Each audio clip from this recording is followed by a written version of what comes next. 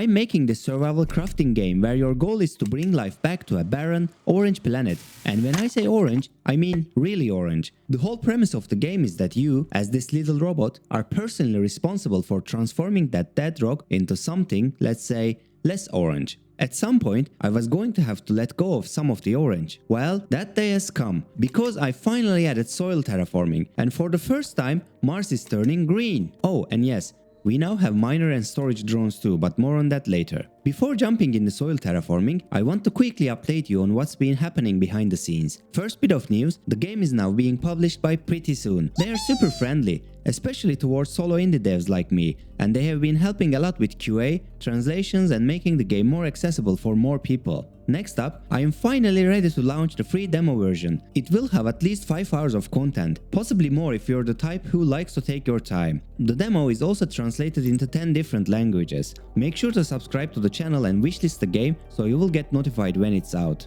And finally, after my last playthrough video, I got a few comments saying these tiny machines terraforming the whole planet don't exactly look realistic. Well, yeah, of course they don't, it's a game. But that doesn't mean I agree, so now every machine is much bigger in size. Let's get into soil terraforming. Up until now, power was the only survival mechanic. You would use power to build drills, which increase pressure and eventually turn the planet into ice. Then, you would build heaters, which also use power to melt that ice and turn craters into lakes. And now comes the fun part. Since we have got water, we can finally put it to good use. Here is how it works. First, you get a bunch of brand new water machines. The water pump pulls water out of lakes, then you have water tanks to store it, and pipe extenders to build out the piping system and connect everything together. And finally, there are water consuming machines. Some just need water, others need both water and power.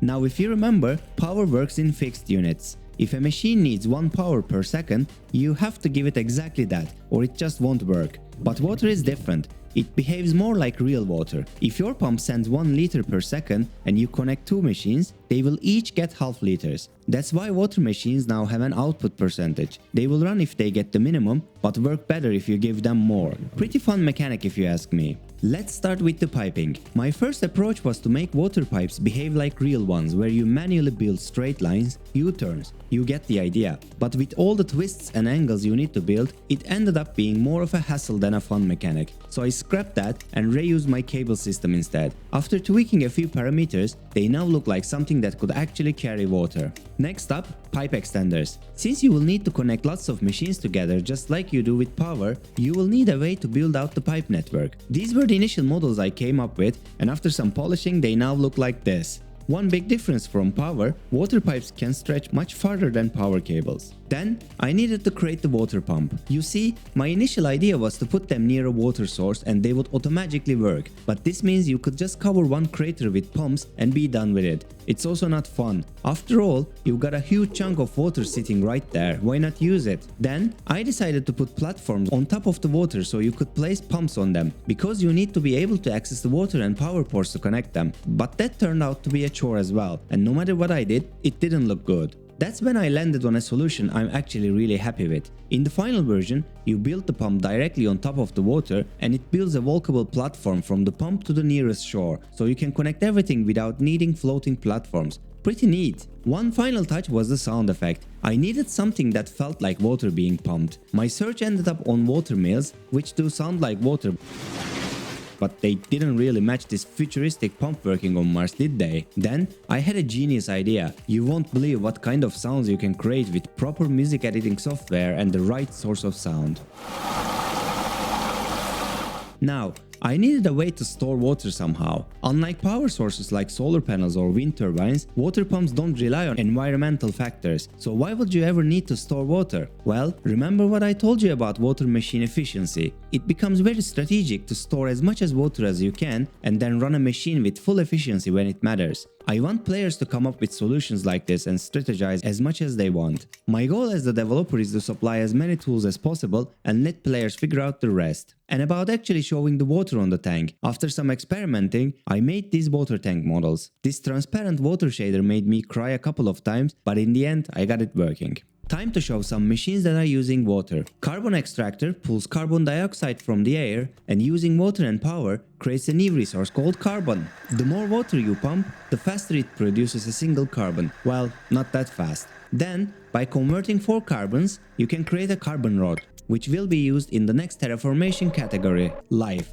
Steam turbine is this large machine that converts water into energy. It is currently the highest power generating machine in the game, depending on how much water you are pumping into it. It also doesn't waste any water, so if your power grid doesn't need energy, this machine just goes idle. Mining drill T3 is the largest drill so far. It can mine all the resources within its radius, and just like before, its speed depends on how much water you're pumping in. But this machine has one unique feature. It is the only one that can mine resource veins. You see, I already had resource deposits you can mine with Blossom, and resource nodes you can mine with laser drills. Now we have resource veins. These hold a lot of resources, and if you find one and set up a mining drill T3 on it, it could last you the entire game. Though since resource veins are usually far from your base, there is unfortunately no easy way to transfer those resources back home.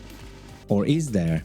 We now have miner drones and storage drones in the game. You set them up where you want resources to be collected, and storage drones will keep bringing those resources back to you automatically. Miner drones work the same way, but instead of collecting, they head out to smaller deposits, mine them, and bring the resources back. And the best part is, they work anywhere on the planet. Though be mindful, they will need to be recharged depending on how long they were in the air. Super cool! Coding these were a challenge, but finally, some form of automation is in the game, and I'm really happy with how these turned out. I will make some of them unlockable really early too, so with the right infrastructure, you won't need to manually mine stuff for much longer. Now finally, these are the BioSpray Towers. They use water to sprinkle a huge radius around them and turn Martian dirt into soil. The more water you pump in, the higher sprayers get activated, and the soiling process speeds up. I used Unity URP's decal feature to create this effect. It uses this base texture and a normal map with some transparency to make the ground look wet and dirty. Once the area hits 100%, the machine switches over to supplying algae to the soil, and algae turns the land, you guessed it, green. I used the same decal effect again, just with different textures to achieve that nice green look. There is one key difference between soil and algae modes. When you're soiling an area, progress is saved. If you cut off the water and come back later, it continues from where it left off. But with algae, if you stop supplying water, the algae slowly dies and the land turns back to muddy brown. This mechanic is important because later when you start planting, the plants will need a certain amount of algae in the soil before they can grow. Of course, that's only until you plant enough plants and trees to produce oxygen. Then the sky turns earth blue and it will finally start to rain. But I will explain more of that in a future video since I haven't worked on oxygen terraformation yet.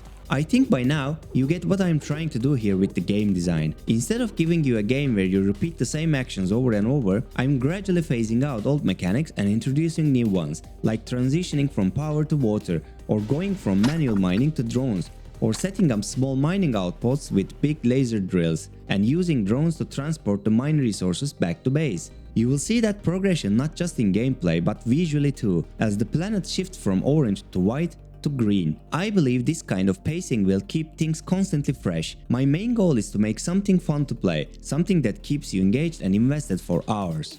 And that's all I've got to show you today. Obviously, once plants and trees come in, the planet will start to feel more alive, but I think this was a solid foundation for what's to come. Soil terraforming won't be in the demo, since it's more of a mid-game mechanic, but I will be running a separate playtest just for that soon. If you want to try out these water mechanics, make sure to join Discord, and don't forget to wishlist the game on Steam and subscribe to the channel so you don't miss the demo launch or any future updates. Thanks for watching, and I'll see you in the next one.